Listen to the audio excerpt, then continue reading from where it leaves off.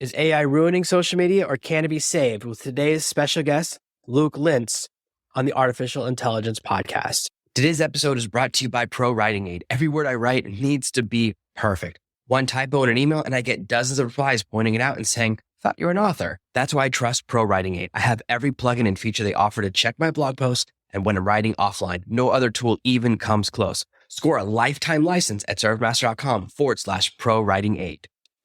Are you tired of dealing with your boss? Do you feel underpaid and underappreciated? If you want to make it online, fire your boss, and start living your retirement dreams now, then you come to the right place. Welcome to the Artificial Intelligence Podcast, where you will learn how to use artificial intelligence to open new revenue streams and make money while you sleep.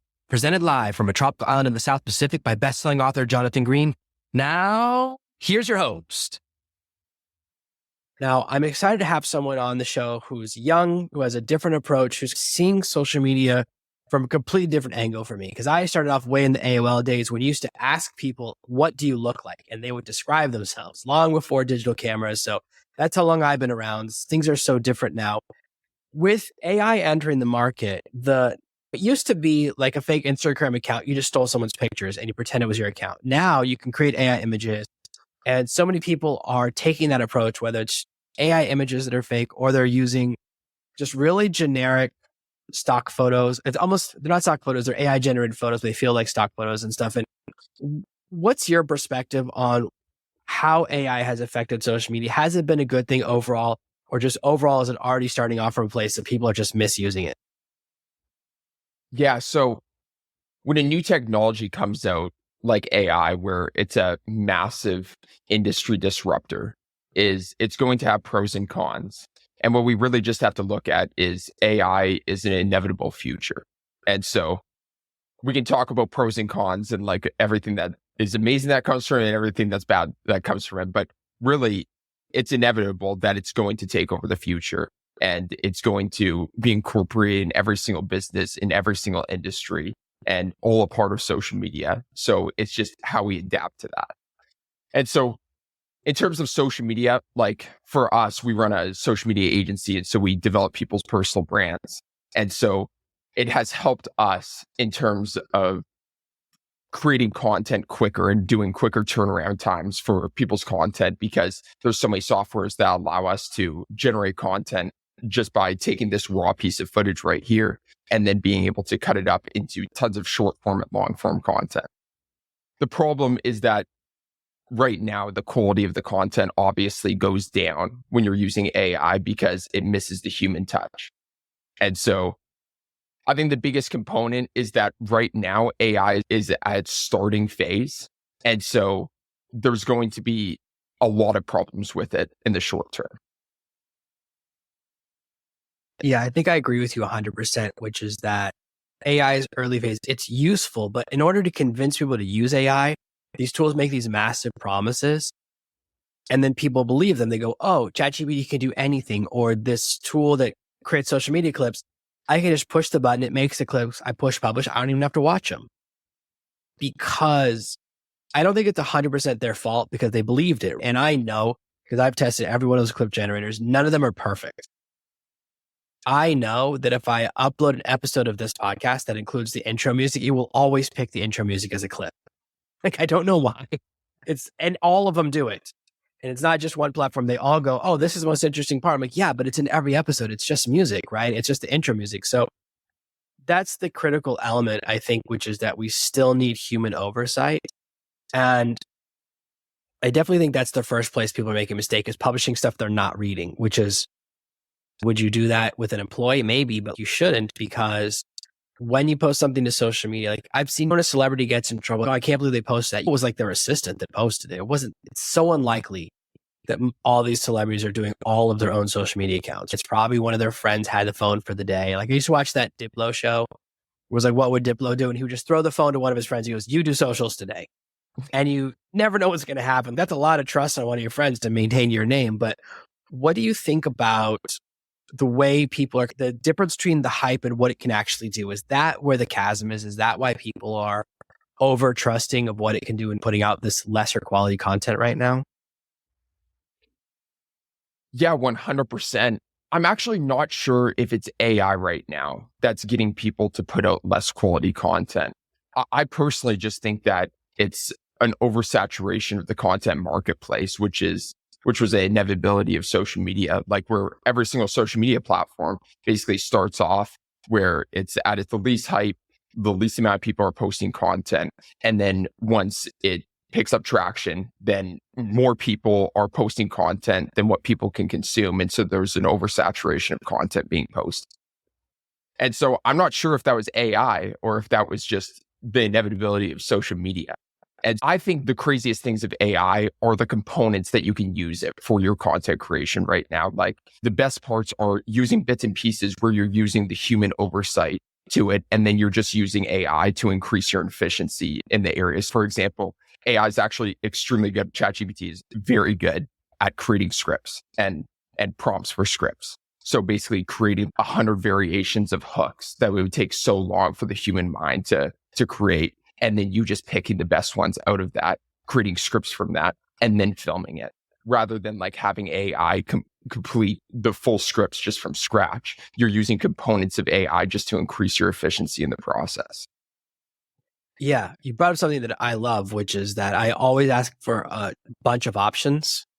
So say, give me 10 headlines so that I can choose the best one. I always know if I'm choosing 1 out of 10, it's going to be better than choosing 1 out of 1, yes or no. So that's really cool that you mentioned that. I love that. And it's really interesting that you're thinking and seeing the way people can integrate using both, because at the end of the day, you still want a person to read the post or watch the video or look at the image and like it. So you have to removing the human completely. That's what AI doesn't have. It doesn't have the humanity. So that's so important, because I just look at the marketplace it's a lot of people are making the same kind of content because something works. Like everyone starts to make Mr. Beast style videos. Everyone is giving money to the homeless. Then everyone is faking those videos, right? Everyone's doing pranks. Then everyone's doing prank videos. So you do see that perpetual cycle of one type of thing works, then everyone does it, right? It was all reaction videos 10 years ago. Now, what I'm seeing more and more of, and what's interesting to me, especially when I look at platforms that are target older people like LinkedIn, you just see so much more content now that I can just tell was written by ChatGPT. And I can tell that they use Dolly to generate the image because it has that look, like the shininess. Like you can just tell that they used a really basic prompt and they didn't tell it to change its style. So it has that look, it gives it away. And I just want to get to a place where people see these tools as something that to enhance, because the biggest danger we mentioned before the show talking about now there's like influencers that are completely AI, and sometimes they tell you and sometimes they don't. Something came across my Instagram. It was like the adventures of a Brazilian AI model. And I was like, this is, at least they're telling you. But it was also a strange way to say it. I was like, are you having adventures? Isn't it just some guy programming you? Like, it's an interesting way to describe it. At least to have that honesty. And I know they don't always have that, but where the line is how people feel if they're that moment you realize you're talking to an AI, or that moment you realize that person you thought you were following, right? Like, I guess we call it, I wonder if we're going to call it catfishing or change the name, right? Where you like Deception. thought it was someone and it was someone else using that person's pictures online. Now it's, instead of it being like, oh, I stole my cousin's pictures or I stole someone's pictures from Instagram, I'm just using AI generate images. That's the problem in marketing, is that if you do something and I go through a moment where I go, oh, I thought I was talking to a person, but I'm talking to AI, I feel stupid, right? We have that thing of, oh, I failed to deliver the Turing test because I thought you were a really person, but you're a bot. So I feel stupid. So now I hate your brand. That's how people respond. If someone makes you feel dumb, that's how you respond. You don't respond with, oh, good trick. You respond with hate them because it's, you made me think I was talking to a person. I'm so disappointed. So how do we keep our content still us enough that we don't risk that dangerous feeling? Because that can just kill a brand. For sure. Yeah. And AI is going to be killing brands nonstop over the next 5 years. And there's really 2 things with this, that any single person pushing out content, you don't even have to be a content creator, just if you're somebody who heavily uses LinkedIn, for example, and is posting content. 2 things to maintain your brand during this like AI revolution, so to speak. One is authenticity, and every single person is craving authenticity right now with AI more than ever, is that they just want to see an authentic person sharing their experiences through life, their true problems, and exactly what they're going through. And so whenever we're talking with our clients for social media purposes, we're always talking about what's the authentic version of you? What are you wanting to authentically talk about? What skill sets do you have that you're authentically one of the best in the industry at? And then number two is you have to think about, as AI as a whole, what's one thing that they can't recreate for each individual person? And it's AI could never recreate your specific stories. And so that's the biggest thing that we incorporate in our clients' scripts is stories of their past and incorporate into the lessons that they're teaching about, is that the AI can't form your specific stories of your childhood, your high school, like all of these things that crafted you into the person that you are. Yeah, when we consume content, we have one mindset, and we create it, we forget what we liked when we consume. And I think the best example of this is those contest shows, right? Whether it's the talent shows or the singing shows, the final episode will be 12 people and all 12 are underdogs. And they do that to their story. And it's like, they figured out that's how you get people to vote, right? Because you go, oh, I'm going to vote for the underdog. And all 12 of them have a crazy underdog story. And that's what's unique, because this is a lesson I had to learn myself, is that at the end of the day, I'm a commodity, right? Like, I'm not the person who first invented sending emails or building an online business or doing a website or even talking about AI, right? There's a lot of people that do it. What separates me is my perspective, my personality, who I am as a person. We sometimes think that to be on stage, we have to be this shiny version of ourselves that has no problems, and we erase the thing that's most likable about ourselves without realizing that's what we're doing. Because we go, oh, I need to be more professional. And we think professional means less human or less authentic, when you're exactly right. It's the opposite. It's like, I constantly have to remind myself that I've been doing this full time for, golly, almost 14 years now. Yeah, it's 14 years in a week. That's a really long time to be online full time. And there's things I don't remember. Like, I don't remember what it felt like to make my first dollar online. Not the way at the time where you're sunk into that emotion, that really strong feeling. And that's why I say to people, oh, even though you're a beginner, people really want to hear your story because you remember it better than I do. The things that get you excited don't get me excited anymore. If I get a payment for $50, which is a lot of money, right? But it doesn't feel the same as it did the first time it happened or the second time it happened. So you do get this experience, right? It's like the people that climb Mount Everest 15 times. It's not that exciting for them. Whereas for someone the first time, it's really exciting. And that excitement, that authenticity is the most interesting thing. Like, I'm hoping that the internet fractures to the smaller influencer scale to where, oh, most people are following an influencer who's got less than 10,000 followers. So if you message them, they reply, right? So that you're still significant. And that's what's interesting. Like, then I look for people to follow. I'm like, I don't want to follow someone who's got 1 million followers because I don't matter, right? But if someone's got 1,000 followers and 10,000 followers, they're making okay content. I can submit a question. They respond to it. That feels good. And that's an interesting place. I always wonder about the people that leave like the 500,000th comment on an Instagram post. Like, mathematically, the person who made the post can never read it. It's 500,000 posts. You can't read that in one day, even a second per post. So people do create these like pseudo or parasocial relationships with influencers. And then that affects how we perceive what we want to create as someone who's creating content. So for people that are just starting out, let's say someone that they're building an online business, they go, oh, I need to join a new platform. Like, now there's this new platform like Mastodon growing. Do I have to join another platform and try to figure out how that one works? Like, I grab my username and like, I hope it doesn't grow because I don't want to have to figure it out. But I hear more and more people talking about it, and maybe I'm way behind on it. But what do you think is the right approach when someone is saying, okay, I want to start creating content, start generating traffic, start generating customers for my business? Is it to create AI content and shotgun it across every channel and see what hits and then grow that channel? Or is there something more strategic kind of approach you take when you're working with your clients? Yeah, for sure. This gets into a heavily loaded question because it's talking about every single social media platform. But the first thing is, it depends on the type of audience the client is targeting. That's where it's all based off of. And in terms of what their goal is out of it. So a person who's looking to generate sales for their service-based business has a massively different goal than somebody who is looking to build their legacy and teach the younger generation. We basically break apart each social media platform and we pick which ones would be best for that client. So LinkedIn is like the business connections. Every single person in business should have a LinkedIn profile and should be posting like just a reasonable amount on there, at least like once a week, just to maintain a business relationship. And it's great to use as like a digital business card, digital resume. Then you got Instagram. Instagram, every single business should have an Instagram presence. And at the very least, if your company is just on Instagram, you should be using Instagram as your digital business card. The main thing that you interact with people in the physical world, most times you're giving them your Instagram page instead of your digital business card. So people should be able to see exactly what you do in the first 1 second of going to your Instagram page. And Instagram has come to a place of where it's not as viral. And so when you're posting content on there, it's more for the people who are following you, where you want to be creating content that, of course, like what we're saying, is as authentic as possible and is a good representation of your knowledge and the specific knowledge that you can give off of.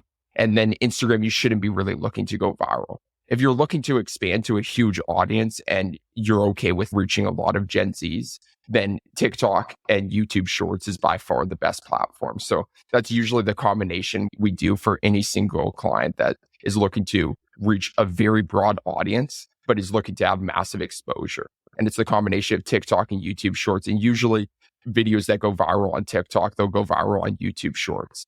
And then just a quick tidbit in terms of like how to find viral content and how you can like recreate viral content is all you have to do is on TikTok, create a blank profile on TikTok, completely blank. You've never used it before, and go follow every single person in your industry that's a top creator and start liking all of the extremely good content that you think that you could replicate and is going viral in your specific industry.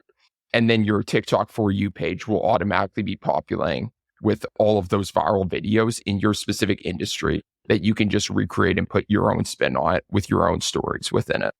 Yeah, that's interesting because on TikTok, all I see are neighbor disputes, or like it knows what I like. I can't stop watching those things, and it's not Neighbor useful for my disputes? business. So that's why I have to.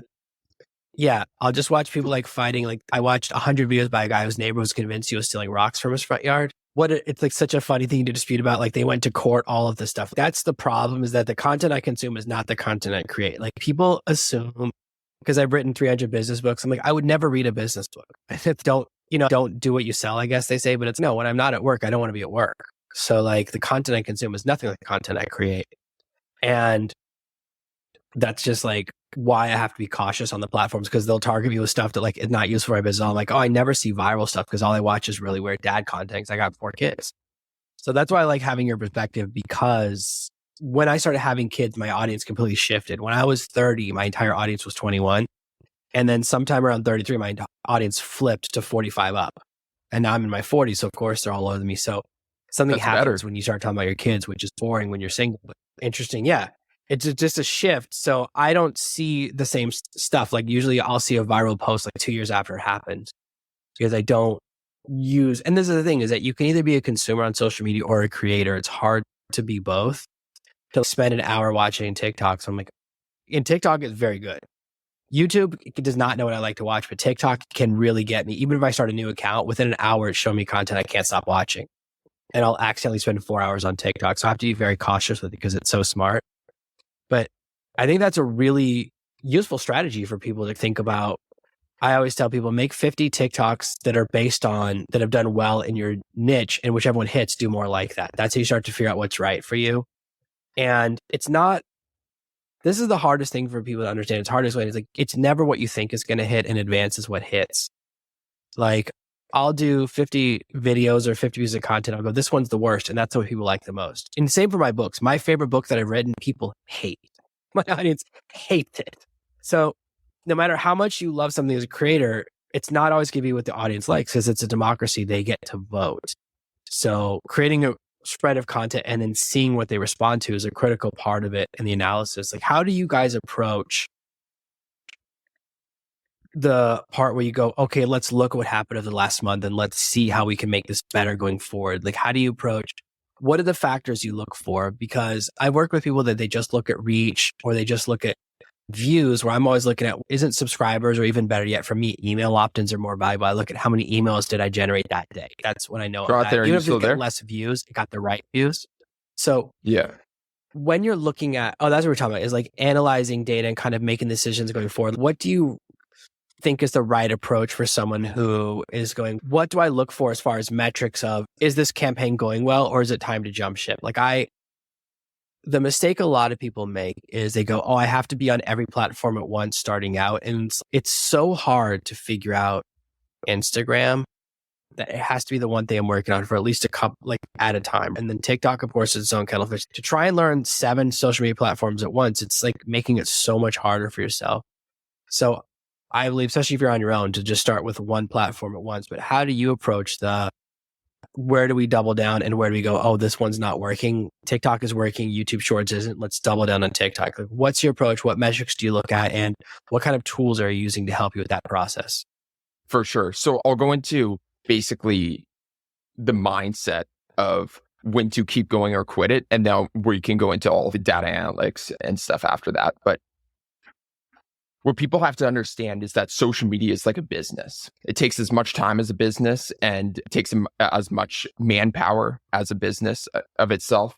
If you're managing your own social media platform, it's a full-time job. And so usually you need to have somebody else managing it. And you need to understand that success with social media is not going to happen overnight. It's impossible. And you wouldn't expect for you to have an extreme amount of success overnight with a business that you're just starting up. But people somehow always expect to have overnight success with their social media accounts.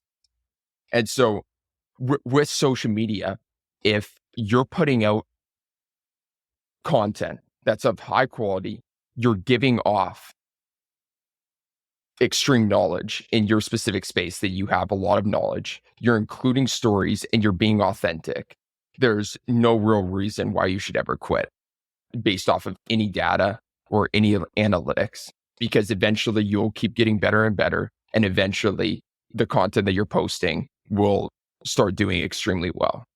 There's a differentiation that you have to have though, between this idea of wanting to go viral and wanting to have a huge following and be famous compared to just having a niche audience that is actually potentially way more valuable. And so this is at the beginning that you need to figure out who are you speaking to in your content.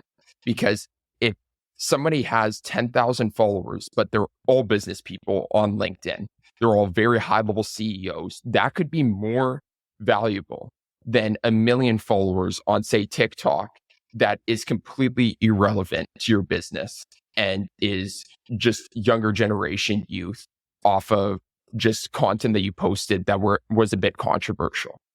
And so you need to pick like, what's your goal? Just like you would with a business, who's your target audience? And then just continuously post better and better content to that specific niche. I think that's some really good advice because I've been posting stuff to YouTube like for 6 years. It's never been a major part of my business. I've just posted videos.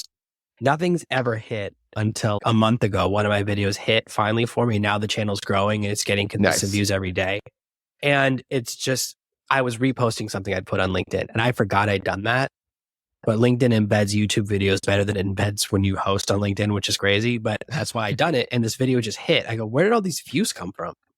Because I'm not active with the channel, but now I'm like, oh, this is cool because I'm getting a little bit of traction. So I'll push it. But I find that I'm just creating content for LinkedIn and then reposting it to YouTube. So it's not taking too much of my bandwidth because there are so many moving parts on LinkedIn. There's newsletters and then there's responding to comments and then there's videos and events and live streams. And I'm trying to still learn all the pieces and they have the thing called carousels, like all these different types of posts you have to learn about. It takes a lot of bandwidth to learn all these things. So I like that you're saying to treat it like a business because a lot of people do approach social media with the luck strategy. Oh, it's like hitting the lottery. Like I want to be the person that gets 100 million followers because I do one funny joke. And I remember I had a follower on TikTok who had 100,000 followers. He goes, I can't, and he was doing comedy. And he goes, I can't make any money. And it's because the audience has nothing in common with each other. So no one wants to advertise with you because your audience is just general, right? So you can't advertise a specific product. Goes, oh, everyone who in this audience will be interested in the product. It's only going to be actually have 100,000 followers, but each commercial will only appeal to 1,000 of them because they're so disparate. They're different ages, different genders, different psychographics, different demographics. So having an audience that all has something in common with each other is much more monetizable.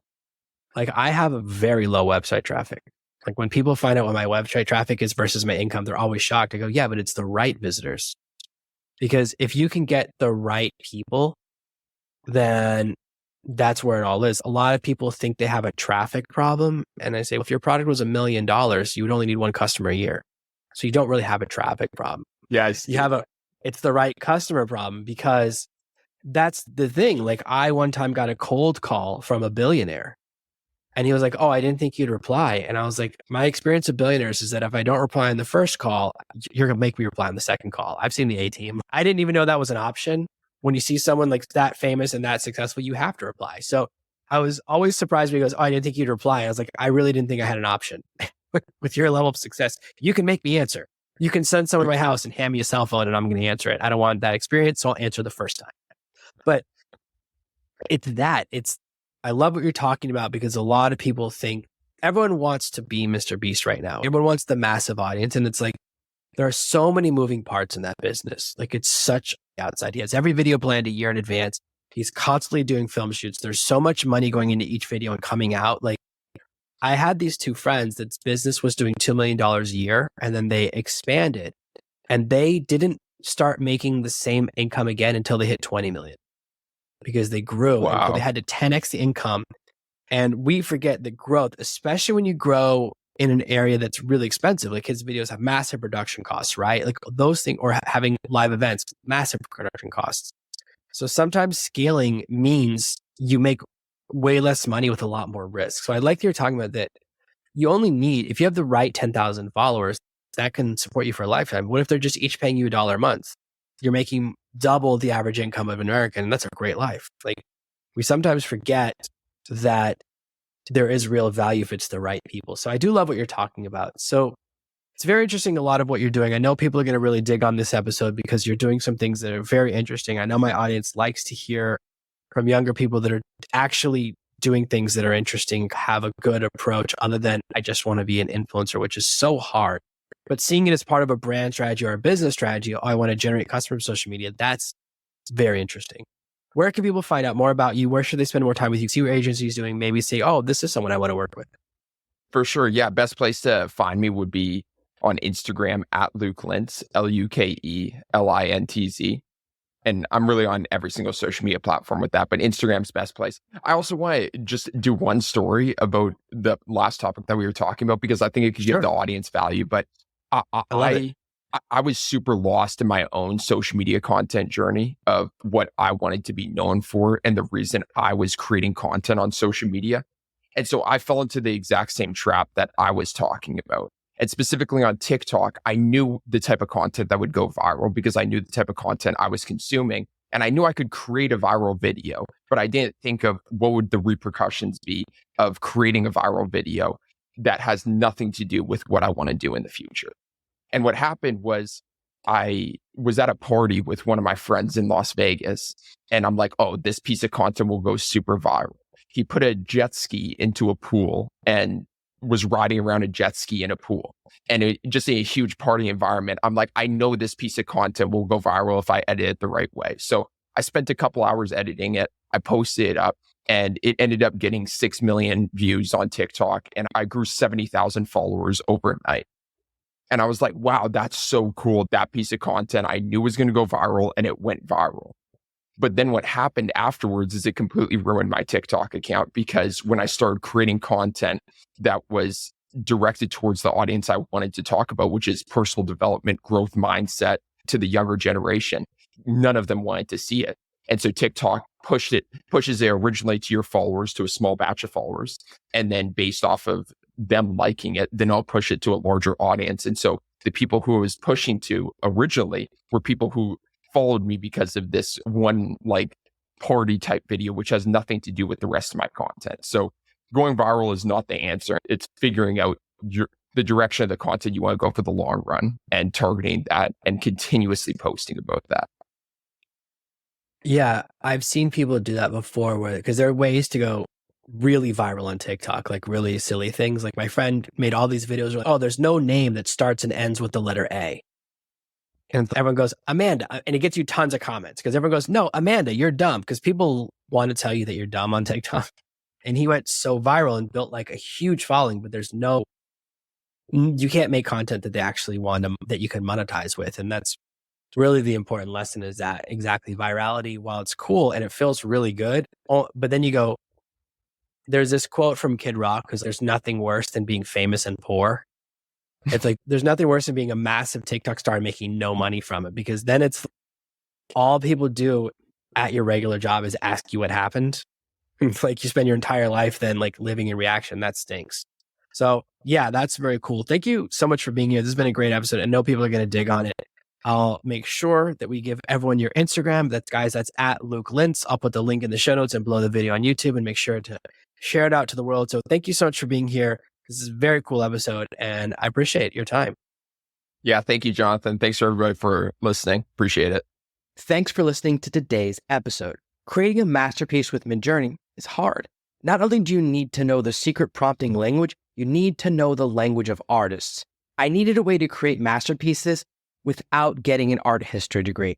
And that's why I built the Midjourney Visual Dictionary, a collection of every single prompt with an example image to show you exactly what will happen, saving you time and thousands of dollars. Get free access at artificialintelligencepod.com/dictionary. Thank you for listening to this week's episode of the Artificial Intelligence Podcast. Make sure to subscribe so you never miss another episode. We'll be back next Monday with more tips and tactics on how to leverage AI to escape that rat race. Head over to artificialintelligencepod.com now to see past episodes, leave a review, and check out all of our socials.